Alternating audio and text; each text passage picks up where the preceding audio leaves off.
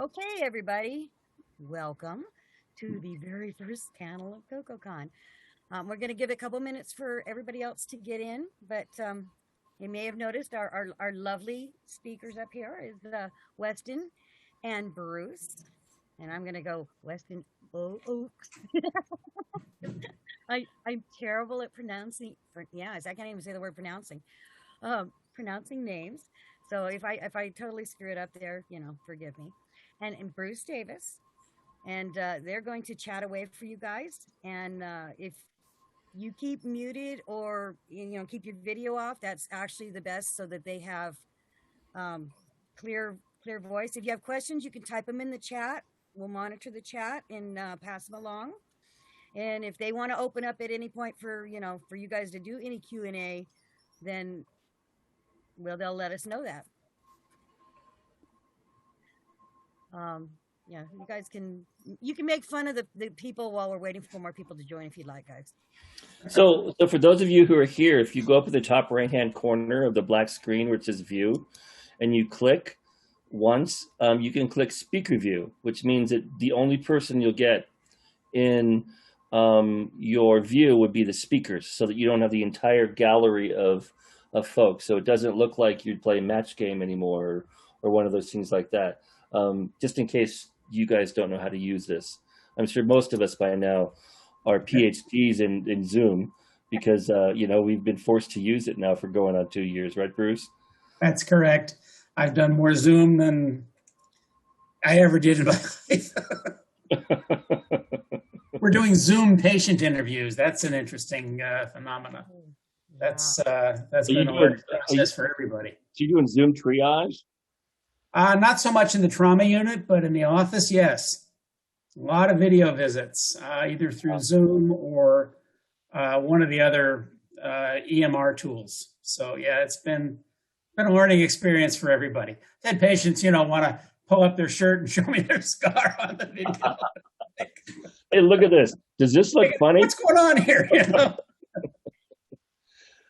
I do want to mention to the folks that are here before we start, though, that Bruce is a lifesaver for me, because I was in Afghanistan in 2018 and I had a couple issues, and I didn't trust anybody except Bruce, and I talked to him a few times, and he made all the difference in the world between me being medevaced and me not being medevaced, and it really helped, because I almost died a couple times, but Bruce was there for me. So it's really nice to have not only a great science fiction author friend, but a doctor in the house. Well, I appreciate the vote of confidence, Wes. For me, this is something my wife constantly reminds me of. She's a nurse practitioner. For me, it's another case. For the patient, it's the worst day of their life. Yep. So I appreciate the feedback. It was very nice. Thank you. As a former Army interrogator, I can tell you the same thing. For me, it's just another interrogation. For them, it's the worst day of their life. Yeah, absolutely. So do I want to segue from that into military sci-fi? Sure. I think it's time to start. I mean, we're 4 minutes in. So, Bruce, you want to introduce yourself? My name is Bruce Davis. I write science fiction and fantasy. Most of my work is out through Brick Cave Media up here in Mesa. I'm also on Amazon with some indie publications. I've written exactly one military science fiction book based on my experience with the Marines. I'm a 14-year Navy veteran. I was with 2nd Tanks, 13th Marines in the first Gulf War. I'm a trauma surgeon in my day job, so that's what Wes and I were just talking about.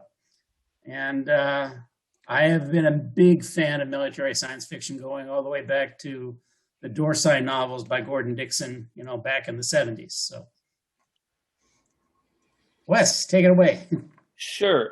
My name is Weston Ochse. I have about 30 novels out there, or 30 books out there. My last few novels, probably the most recent military sci-fi novel would be my Aliens novel here, with cloning Marines. So they're definitely military sci-fi. But my Grunt Life series and my SEAL Team 666 series are probably best known.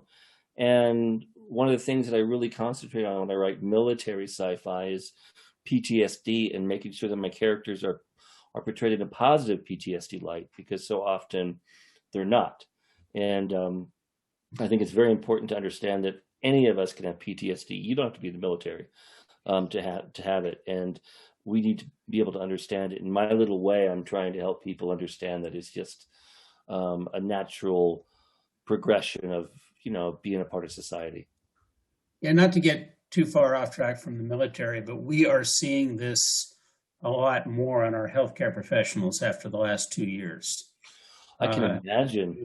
Just spending that much time in the intense situations that we have in the ICU takes a toll. I've been in this business for 30 years. I'm fairly hardened, and even I've had some bad days. Yeah. And I can't imagine some of these young nurses walking into one of those units and then having to deal with all this stuff. It's just really hard.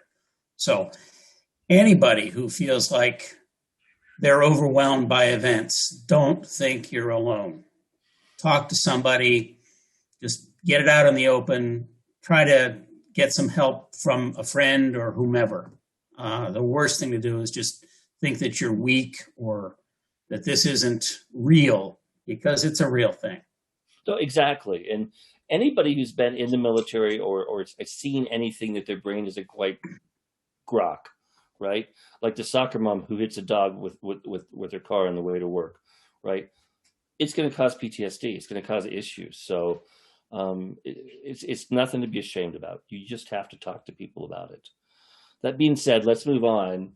So in my research, I tried to research what was the earliest piece of military sci-fi that was ever published.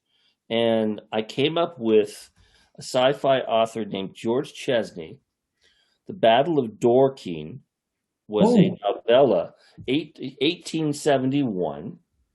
And he introduced a thing called a wonder weapon.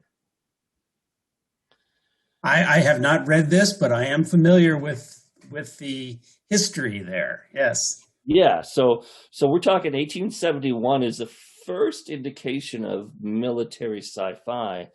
And in that case, you know, part of the definition of military sci-fi is it's military protagonists, not civilians who become military protagonists, but it's military protagonists and advanced weaponry. And he was the first one to ever encapsulate that. And I have not read that, but now I want to read that just to see what it's like. As I understand it, he wrote about the Prussian War. He wrote about the Prussian War, and what if in the Prussian War, again, the Prussians fought England and used like a wonder weapon. Okay. How would you look at, say, Jules Verne, Master of the World, or 20,000 Leagues Under the Sea? So that's a good question, right? So if you accept the definition that the protagonist has to be a military character, the protagonist of 20,000 Leagues Under the Sea is not a military character. True.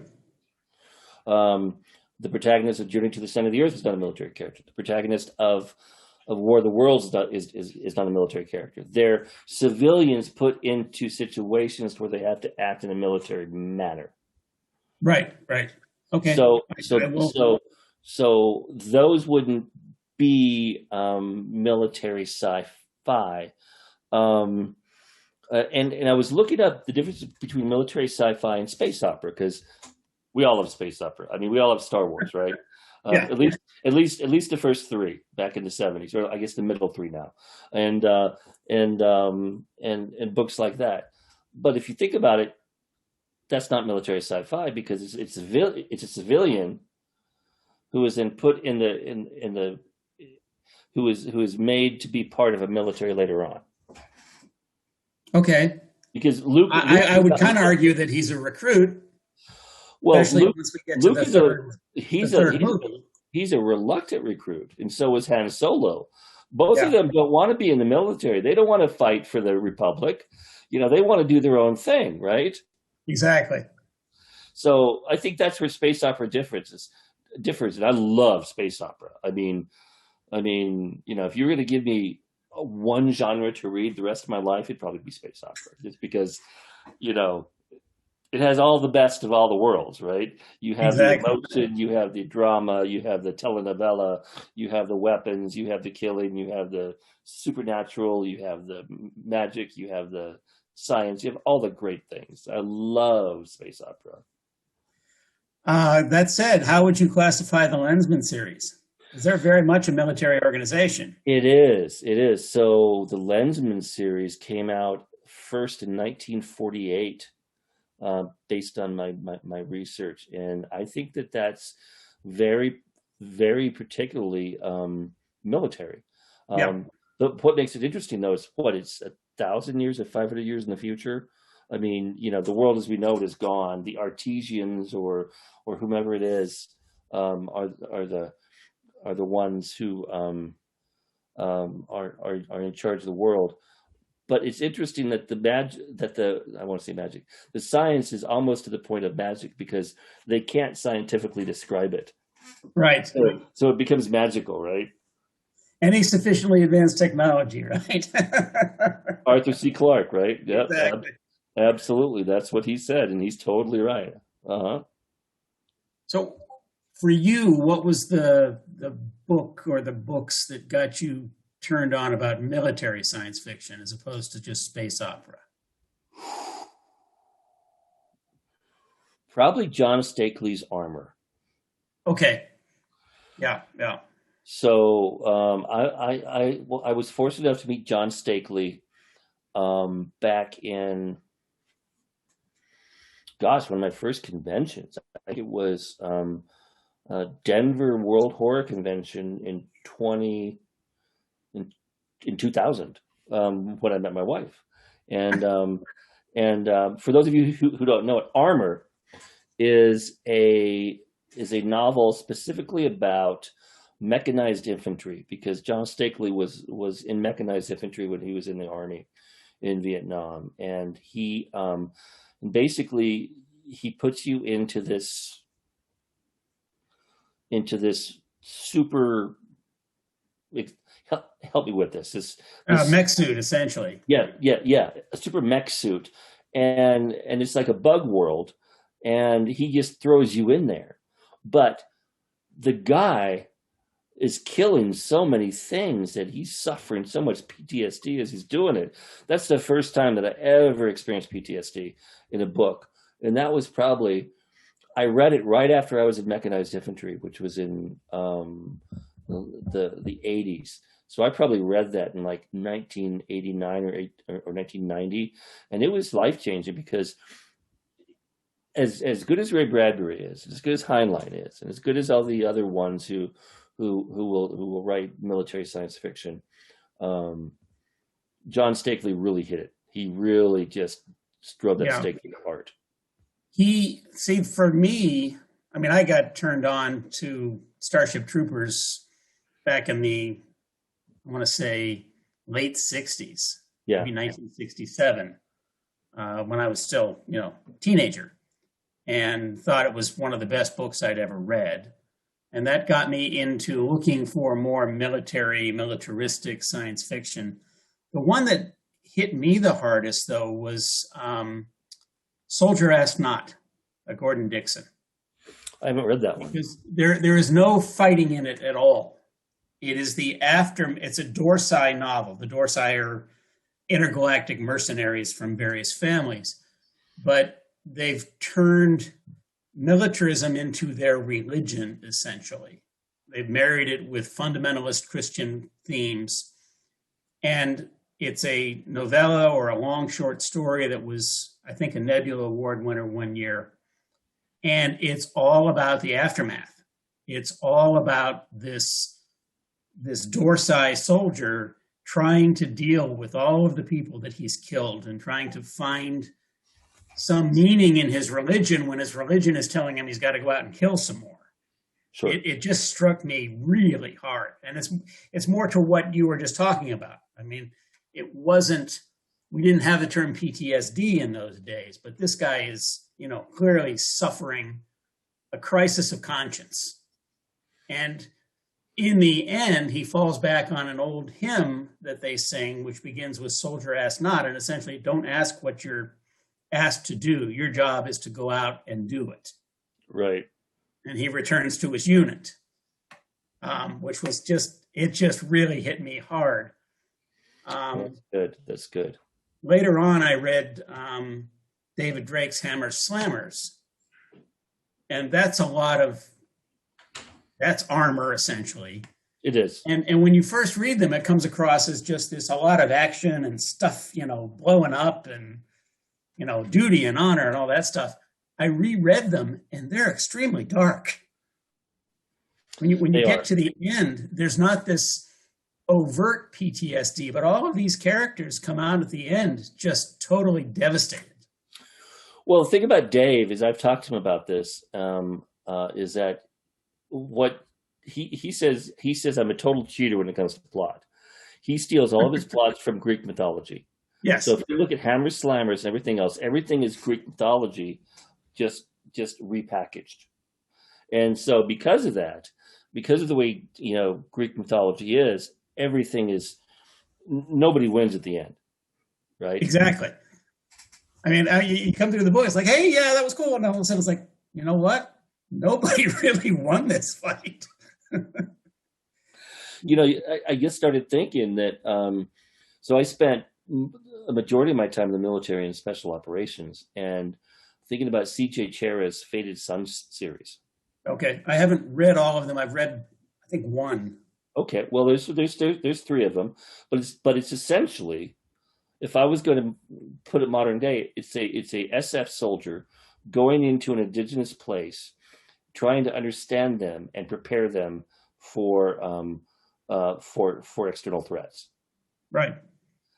And that's a very military novel, because that's what SF does for a living. I mean, that's one of the main jobs. When we don't have things like Afghanistan or Iraq. So I never thought that she would be one of those. Joe Haldeman is, oh yeah, well, is classic, right? Right. I mean, I read, I forget what the title was, because it wasn't Forever War when it was titled. It was in Analog as a series, as a serial. And I forget what the title was then, but yeah, that Joe Haldeman is just kind of the master at that. So I had never heard of Joe Haldeman until about 2005, and I was in,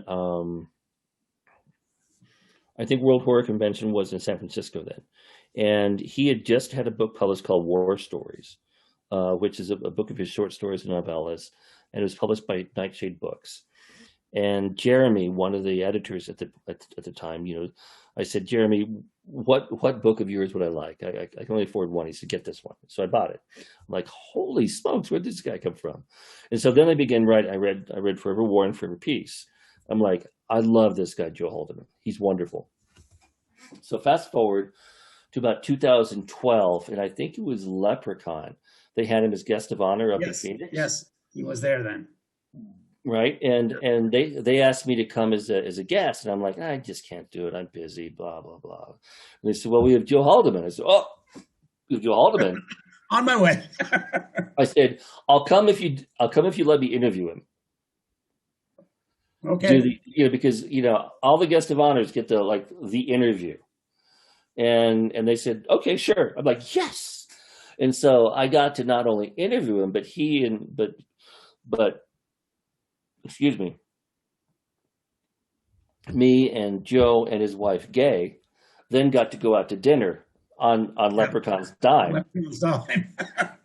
And spend a couple hours just chatting. It's like, this is great. I mean, what a wonderful opportunity just to pick somebody's brain, who thinks the way that he thinks and writes the way that he writes, and and they're so nice people. And they're great. I spent at that same con in the con suite, whatever it was for participants. I probably spent an hour talking to Joe and Gay. Yeah. And then I was at San Jose Worldcon doing my thing with 911 and free fall and writing realistic injuries and all this stuff. And I went to the Hugos. And I'm enough of a fanboy, I got there like 3 hours early to get a seat up front. And I'm sitting there waiting for things to start, and this couple comes in and sits down to me. I look next to me, it's Joe Haldeman and Gay, right next to me.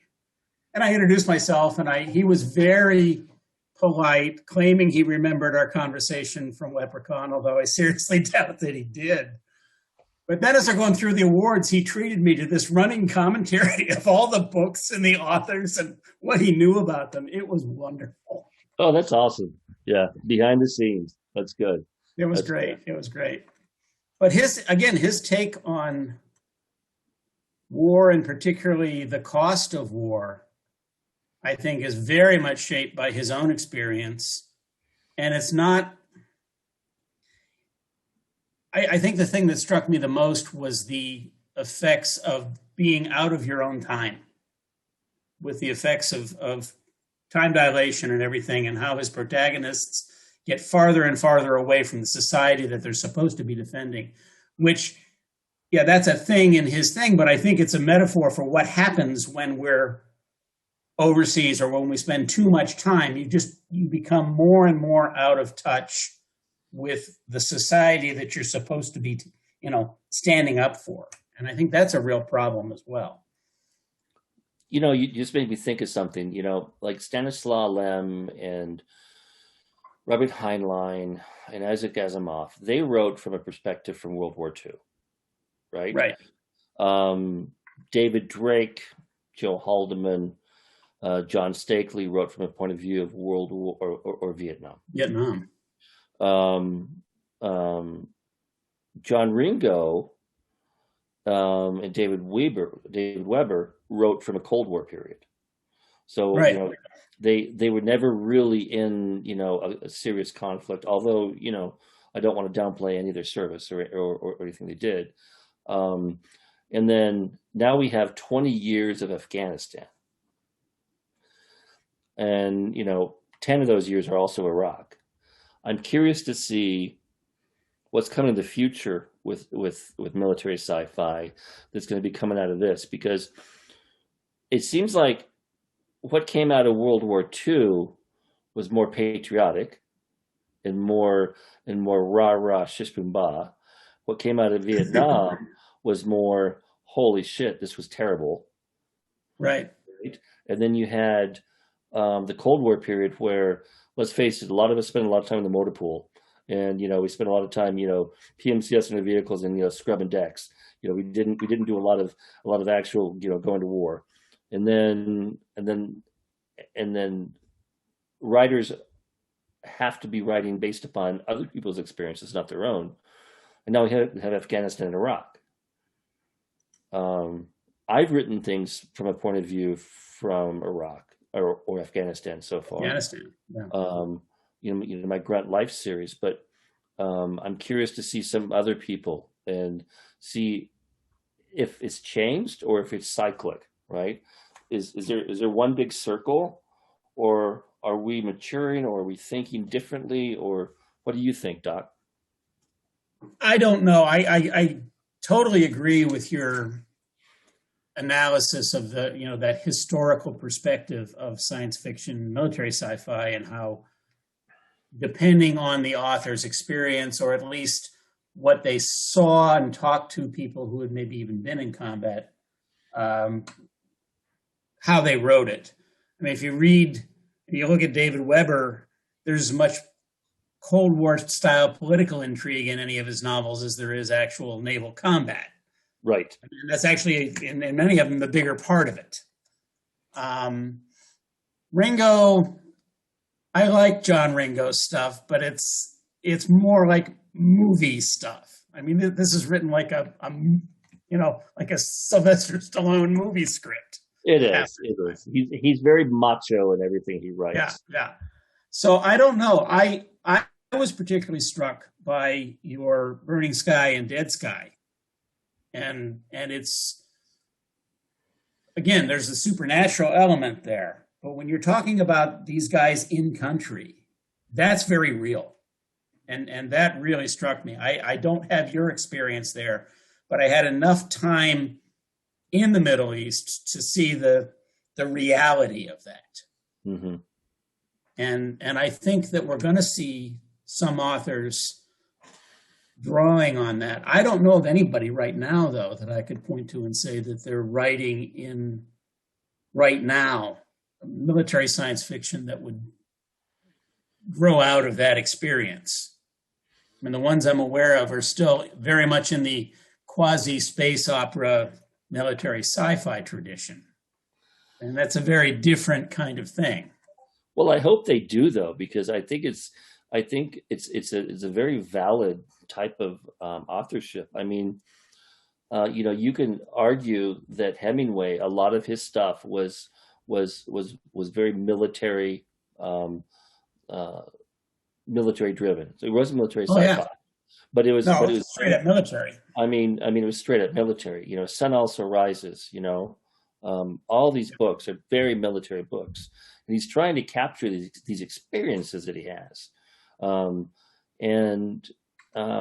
think it's important. I think that's one of the things that literature does, is it captures a space in time to where you can understand how people tend to feel at that moment, right? Right. And that should influence the future, so that we either don't do it again, or at least we understand what the results might be if we were to do the same thing over again. I don't disagree there. I don't have that much faith in literature to be able to convince people along those lines. I think it's more important, to convey the experience of it for those who were not there, whether that's just a straight up, military book, or whether that's military sci-fi. One of the advantages of sci-fi is that you can take these things and not have them be actually in the real world. You can distance yourself if that's painful for you, but you can also draw people in who wouldn't be terribly interested in reading a straight up book about, a unit in Afghanistan, but might in some foreign, exotic planet with the same kind of backgrounds. You can play with it a lot more. You don't have to be as explicit, and you don't have to worry as much about your own maybe triggers in dealing with it. It's a way sometimes for people to be able to write about things that they maybe not be able to talk about straight up. No, that's true. Not only an outlet, but a way to try and convey feelings and ideas. When I was 16, I read Dalton Trumbaugh's Johnny Got His Gun. Yeah, and that's heavy reading. For those who haven't read it, it's about a World War I soldier who can't hear, see, taste. I mean, essentially all of his things are gone, and he's living just inside his body. And it's just a fact of war. And yet I still joined the Army. I spent the last 35 years in the military. But that book conveyed something that was so powerful. And, I intentionally try, when I write books like Burning Sky and Dead Sky and Grunt Life and those books, to try and convey something to that degree. I try desperately to do it. But there comes a time when you act too heavy-handed, right? And it doesn't work. Yeah, you can't be preachy about it. You can't rub people's face in it. No. You've got to tell a good story. That's why Trumbaugh's book is so, because a lot of the time he's in his head, but he's reliving his childhood, or he's having these dreams, and you get to know this character, and in his head, he escapes the horror of his own situation. He's locked in. He can't communicate. Nothing he can do. And yet he still is in there and still living and still experiencing. And it's a very powerful book. It's It's a gut punch. I had almost forgotten that book, and now you brought it all back. Well, you could blame my parents because at the time my dad. So my parents.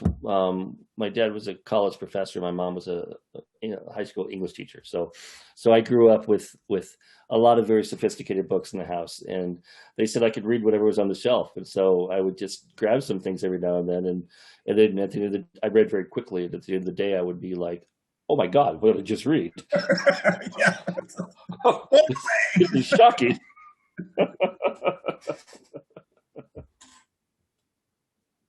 That's cool. So, what do you have on tap? Do you have any military sci-fi books on tap that you're working on? Well, no, not military sci-fi. I actually have just finished the third book in my Magic Law series, Silver Magic, which is Lord of the Rings meets Law and Order. But I'm cycling back now to a project I've been working on for the last 10 or 15 years, which is a historical novel about the Civil War set in Liverpool and London in 1861 and 1862. I wasn't aware that we had a civil war in London in 1861. We didn't, but everything that went on between the Soviets and the Americans in Berlin went on in Liverpool and London between the Confederates and the Federals. Really? There were huge secret agent, networks. There were dead drops. There were assassinations. There were honey traps. There were robberies. And it all revolved around the Confederate efforts to get arms and munitions from Britain and to build commerce raiders. So if you're familiar with the Confederate commerce raiders, Florida and Alabama, I'm not. The Alabama was the single most successful commerce raider in history. Decimated the American Merchant Marine. No, commerce raider would be a pirate. Yeah, I mean, she was not even under a flag of whatever you call it, letter of marque. She was a Confederate naval ship, but her job was to raid Union commerce. Wow. And she was finally sunk off of Cherbourg by the USS Kearsarge in 1864. But like I said, it's a secret agent story.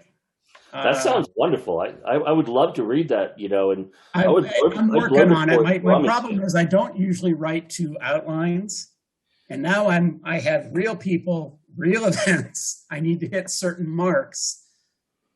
We know the Confederates had a spy in the British Foreign Office that informed them about British foreign, recognition of the Confederacy. We know who he is. We know why he did what he did. I maintain there was also a spy in the American embassy. I think I know who it was, but I can't prove it since I'm writing the book. It doesn't matter. It's fiction, so you can say what you want to say. I can say whatever I want. Exactly. So that's what I'm working on. I have the one military sci-fi book out there. It's pretty much straight up space opera kind of stuff, but there is a huge element of PTSD in there as well. That's truly what it's about. It's about what it does to my protagonist and how he ends up in the end, basically without being able to read anybody's feelings. He's just very unable to pick up on the social cues that, how someone else is feeling, and he's shut himself down completely. There's that condition where that happens through trauma, but there's also the condition, and I read a short story that won a few awards a few years ago. It was in Paris Review, and you might know this. It's a condition where a person, they can't recognize facial features. Right. There is a neurologic disorder that does that. That can also happen after a certain type of stroke. And it's very interesting that and what made this story so brilliant was how that person was trying to navigate through life without knowing what other people thought of them. Right. Because so much of our life is based upon what we think others think about us. Exactly. This is very personal to me. I have a son who is a very high functioning autistic. He has exactly that problem. Oh, okay. Not quite to the degree that, that is in the book, but he has, if he doesn't know you, he can't read your facial expressions or body language or social cues very well. And it creates a lot of problems for him when he tries to get along in the world. Sure. Even in the family, sometimes he'll misread, say, when somebody is joking or teasing and take offense, or vice versa. When you really are upset with him, he'll think you're joking around. So it's a very real thing. I have seen that after serious physical trauma in my work, where it's not really that they can't recognize the facial cues, it's that they shut themselves down so completely that their affect is so flat that they can't really communicate very well. They can't pick up on even what their loved ones are trying to tell them. I'm surprised that you haven't written anything so far about your experience with mercy ships. Because that's pretty impressive. Part of it is a respect for the organization itself. I could do something based on it, but have you done about like military sci-fi based upon some, futuristic mercy ship type of thing? Yeah, and that's a good idea. I have thought about it. They don't want us to put stuff out there that they haven't reviewed or of course. Of course. But I could take the experience and bring that forward into, just like Sector General or, but the idea of a trauma surgeon in space, taking care of people on the edge of a war between two alien races, that's just you transferring the knowledge to another element. Yeah. Yeah. And I've been asked about it. That may be something that I'll take up once I retire and get some time. They write what you know, right? Exactly. Yeah. Should we put it out there for questions? Anybody have questions about military stuff, military sci-fi? Well, let me just jump in and mention what I'm working on right now. I'm working on a 3-book series with Jonathan Mayberry. Yeah. Jonathan Mayberry is well known for the Joe Ledger series. He also was the founder of the V-Wars, which was on Netflix for a year. And I was one of the core authors of V-Wars. And we're actually writing a 3-book series we've been contracted to write. Is strictly military sci-fi. Imagine if a race of bird-like creatures came, they fought us, they lost intentionally, and they become subservient for 200 years, only so that they could infiltrate and then take over. Okay. How about long-range planning? Long-range planning. It's a long game, and at this point, we have several hundred planets, and it's far future. It's 1,000 years to future. But in the meantime, we've had these super soldiers that did so much damage to them in the beginning that and it was publicized so well that we had to put them to sleep because the trauma and terrible was so terrible. And now we have to wake up these super soldiers because now we have to try and find them and try and save humanity. So this is what we're doing now for the next 18 months. Wow, that sounds good. Yeah, it's coming from that quite a bit. Coming from Atheon Books, so It's called the Sleeper series. So it's going to be fun. Jonathan and I are working pretty hard on this. Have you read Timothy Zahn's Cobra series? I have not read Tim Zahn's series. They don't go to sleep, but the Cobras were genetically engineered super soldiers that defended humanity in a war with the bad aliens. So well I don't want to read it because I don't want to be accused of taking anything. So I'm just not going to read it. The bottom line is they were so successful that the aliens are essentially extinct. And now they're trying to integrate these guys back into society.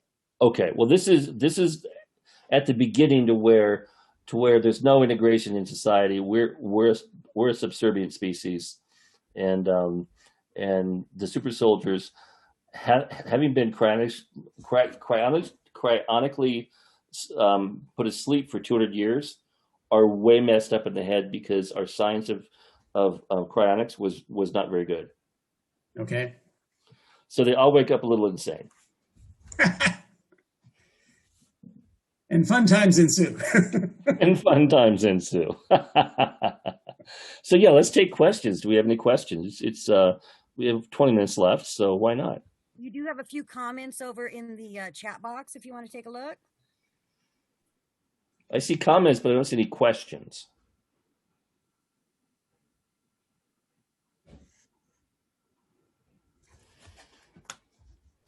Do you want them to unmute and ask questions to you? Or they can put them in the chat. Whatever's easy. No, I can't have your baby. Oh, I'm sorry, wrong chat box. Oh, that was a private message, Wes. Oh my. So we can just keep on chatting. So Oh, that's fine. You have a question. You have a question. Ooh, recent note. If I can speak up, I would recommend Wes's Task Force Umbra series.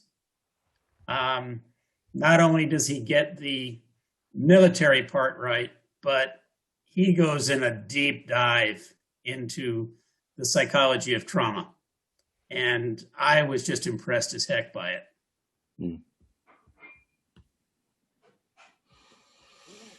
I don't know about the 2010s, but I don't want to discount Lucius Shepard's book, Life During Wartime, which is an incredible book about a futuristic war that takes place in South America, and it also has PTSD as being front and central to it, and it has to deal with the fact that the U.S. government takes all their soldiers and they try and make them psychic, but in doing so they make them psychotic, because you don't want to know what everybody else knows, because by knowing that you can't filter it. Yeah, that's been a theme in other science fiction settings. I would hate to see it in a military setting. Oh my gosh, be terrible. You know, some of the things that are really interesting though is what's going on with robotics, right? Oh yeah, Boston Dynamics and a lot of the other places are doing some really crazy things. I just wrote a novella that's coming out, Bain anthology next year. I forget the title, but the dog is basically Old Yeller meets the Terminator, and it's called My Dog Skipper. And you know, imagine if you have a Boston Dynamics dog, and you put a service dog's brain inside of it. All right. And it becomes very Frankensteinian. You know, it really does. It becomes a monster, and it wants to love you. It wants to help you, but you know, how can you make it stop? It's one of those classic cases of technology run rampant, which is a reoccurring theme that we have in science fiction. Right. Technology that unintended consequences of what sounded like a good idea. Right. Exactly. I don't know, we can go to the more conventional. David Weber stuff is certainly within that time frame, and if you're into the more space opera aspect of military science fiction, you know, particularly the early Honor Harrington books are worth a read. I think later on he gets a little carried away with his loving descriptions of technology and other stuff, but the first 3 or 4 books I thought were well done. They're so popular. I mean, so many people. Yeah, it's It's hugely popular. I think it's Larry Correia wrote the Four Horsemen. It's about mercenaries, and they're basically four families. They each have specialty things that they do for warfare. So one of them is mech suits. The other, the winged hussars are, planetary assault from orbit. They're relatively short novels, but they're a lot of fun. They're not, there's no great themes here. This is just shoot 'em up space action. Yeah, but they're kind of fun to read. Yeah, Larry and John at Ringo are very similar in the way that they write. And they have a huge fan base. Um, a lot of it's called gun porn. But Right. Yeah. but it's all good. It's all good. I mean, I prefer to write character first and action second. Exactly. And I think they're action first and character second. And I'm not saying that disparaging. I'm just saying it's just a different way that we write. Yeah, I had very, very mixed emotions about Ringo's Last Centurion because his politics are just out there. I mean, just kind of ridiculous sometimes. But it is essentially a modern version of the Anabasis. The 10,000, the retreat from Persia. Right. Down to the point where he's actually tracking, the same events. And I found that a lot of fun. Whether or not there's any merit to his characters or to, what he says in the book, that part of it just impressed me. It was for me, it was a lot of fun to read that and recognize stuff from Xenophon. It's like, oh, that's the episode he's talking about. Oh, he does the same thing. I mean, the guy clearly read it and used it as his model, but it was kind of fun there. So, are there things from science fiction that shaped military reality? You might know about that. The kinetic weaponry, the sabot round, that's been around since the 1980s, which is around based upon on strictly kinetic energy, which was made to defeat Sholem armor. That, for instance, acoustic. We have now acoustic weaponry. We have infrared weaponry that's used in self-defense against certain missiles. Yeah, we have used things that I think were first used in science fiction that were then used realistically. Yeah, I would add terminal guidance to munitions. First appeared, back in the early 70s, where you would, essentially talking about artillery shells with terminal guidance. Now we use missiles, but, flying right in the door before you blow up. And then the whole fuel-air mixture bomb is something right out of science fiction. Moab. The right? Moab, yeah. So when I read that, one of the things I talked about, I don't necessarily think that if it's military, but I know there's military aspects to it. But the SpaceX rocket that can launch and then land itself back on a barge in the ocean. Yeah. That's been around for 50 years. And I was actually there on Space Coast, sitting in a bar, 3 miles away from the launch. And I didn't know that this was like the SpaceX favorite bar. And so all the guys from SpaceX ran in there, and I'm just sitting there having a drink and some fried conch. And this thing takes off, and it's 3 miles away, but it's rumbling your bones. It's so loud and it's so distorted everything. And it takes off and it goes way high, and then it comes over, and then it comes down, and it lands in a barge. And it's everybody's high-fiving and cheering, and it's I was there when it happened. I'm like, whoa, how did that happen? That's incredible. That's amazing. But we haven't been able to do that. I mean, right now, up until that point, we report and shoot rockets. That's it. It's going that way. Yeah. We can't make it come this Totally way. ballistic. We can't make it come back down. I don't know if anybody has really looked at the physics of it, but I think, even though he's a little bit more flamboyant, Branson's the Virgin Atlantic re-entry model is actually quite revolutionary because it's not a heat shield. Yeah, What the he FAA is used looking at it right now to because of that. slow him down. And so rather than just brute force, it actually lands. And I think that's technology that, we dream about. You talk about the space shuttle. Yeah, it landed, but essentially it was a brute force lander.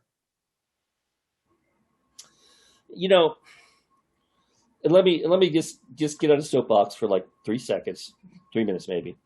I've seen how a lot of people were upset with Branson and Elon Musk about throwing all this money at space travel and everything else like this. Meanwhile, all those people are using the microwave. Right. The microwave was created by NASA so that people in space could actually eat. And there's so many more advancements that are created because of the need to make these technological leaps. And if the government can't do it, well, let's let private sector do it. Let's let them do it so that we don't have to pay for it, right? Because we'll reap the benefits from those technological leaps. It doesn't seem like we'll get it right away. But remember, every time you eat a Hot Pocket, it was a spaceship. I'm going to go even farther than that. I couldn't do my job without stuff that came out of the space program. Some of the monitors we use are a direct result of things developed to monitor the astronauts in space. We have a thing called a loop recorder that we now use on patients to detect cardiac dysrhythmias. It's the size of a thumb drive. And that all grew out of the space shuttle and the International Space Station program, where they needed tiny monitors.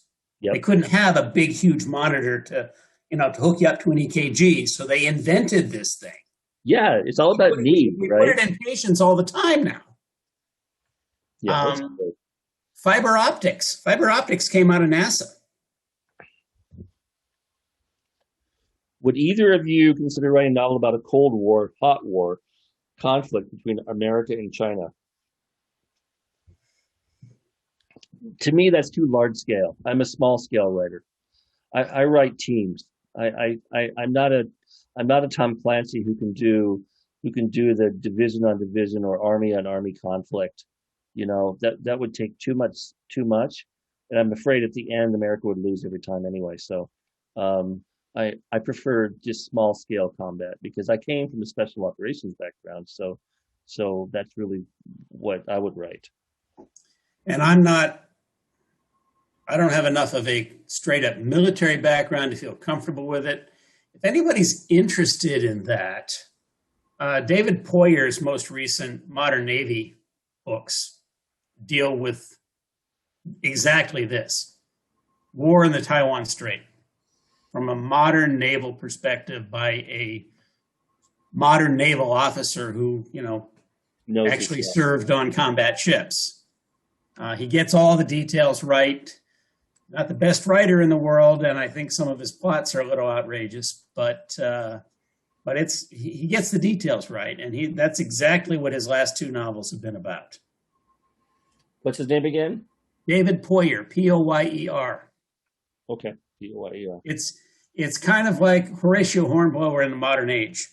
He follows I love Forrester. One main character through his career from ensign up now through 06 captain. See, now you're talking my stuff, because I loved E.M. Forrester's Horatio Hornblower series. Yeah. And I love Sharp's Rifles. I mean, all those. Yes. Bernard Cornwell, give me more. Give me more. Now, just totally off the subject, have you read Cornwell's Archer series? No, but I've been told to. I need to. It's his description of the Battle of Poitiers is harrowing. I mean, you want to read about a medieval battlefield and all the mud and gore, he captures it. It is one of the most harrowing battlefield descriptions I've ever read. Okay, I got it. So we only have a couple minutes left. So let's say our goodbyes, and why don't you let them know if you're going to be appearing anytime soon, and what you're working on, and what's going to be coming out. This is my kind of big appearance. I'd hope that this would be in person. I don't know what's going to happen with TUSCON this year. It's supposed to be. It's supposed to be in It's going person. to be in person, and I plan to be there. I'm still Toastmaster, so they tell me I'm going to be in person. All right. Well, I plan to be there. I got my vaccine. I'm going to get my booster soon, so I'll go. Okay. I will be up next weekend at, if anybody's interested in making the drive up to Taylor, Arizona. It's called the Roadside Book Festival. It's run by Brick Cave Media. It's really a benefit for the Great Spirit Animal Shelter up there. So we're not really serious about selling books or doing book stuff. We're just up there to play with the animals. Doesn't James Owens live up there? Yes. Yes. Yeah. So he may put in an appearance. I don't know. Bob is running it, Bob Nelson. I just agreed I would go up on Saturday and spend some time up there. I hope to have my latest in, as I said, the Magic Law series out by the end of the year. It's called Silver Magic. And Hal just pointed out, I will be the local honor guest of honor at CoKoCon 2023. Nice. So hopefully I'll still be around in 2023. Yes. You know, I'm still hale and hearty, so I'll be there. But that's about it. How about you, Wes? So where can they find you online? They can find me at Brick Cave Media. They can find me on my website, either thatwhichishuman.com or on Facebook at Bruce C. Davis Author. And both websites have links to the books and to blog posts and things like that. Okay. So I've recently had a couple things published. This one is Aliens Infiltrator, which just came out. It's a prequel to Aliens Fireteam Elite video game, which is just rocking and rolling.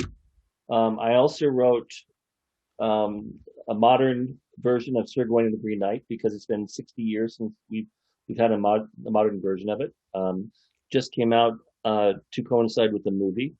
So for those of you scholars or those of you who want to look at Sir Gawain, there's that. There's also Petster in Wartime, which is a sci-fi book about the law of the river, about how the Colorado River is going to be going down, and we're going to have to start losing our water, and pets are going to become illegal. And then in October, I have a book coming out from Solaris called A Hole in the World, which is a sequel to Dead Sky, and it's from the point of view of Preacher's daughter. Oh, okay. Yeah. And it's part of a new series called Preacher's Daughter Saves the World. And my next appearance is going to be in Bookman's on Speedway at the 25th this month in Tucson. And then after that, I'll be Toastmaster at TUSCON, which is going to be, I think, in early November this year. And you can find me at, this is easy, Facebook/BadassWriter. Okay. Or WestonOchse.com. You didn't mention Bone Chase. Well, Bone Chase is about a year, but Bone Chase is a good book too. I love Bone Chase. That was a fun book. That was just straight up fun, I thought. I enjoyed it. It took me 3 years to research that. Gentlemen, you can also put your links up in the Promote Yourself channel on our Discord, so that people can get your details and find you there, because we want to make sure that they follow you because you're so awesome. And thank you for thank you, Dee. Yeah, thank you for opening up the first Zoom panel for CoKoCon, and awesome. We look forward to more. All right, guys. Thank you. Hey, Bruce. Thanks, man. Good seeing you. Thank you, Wes. Good to see you too. Hope you're holding up okay. I am. Same to you. Good. All right. I'll see you in November. All right, everybody. I'm getting ready to close the room down. You can jump back on Discord and look for the next panels, whether they're on Zoom or Discord. See you there. You're welcome.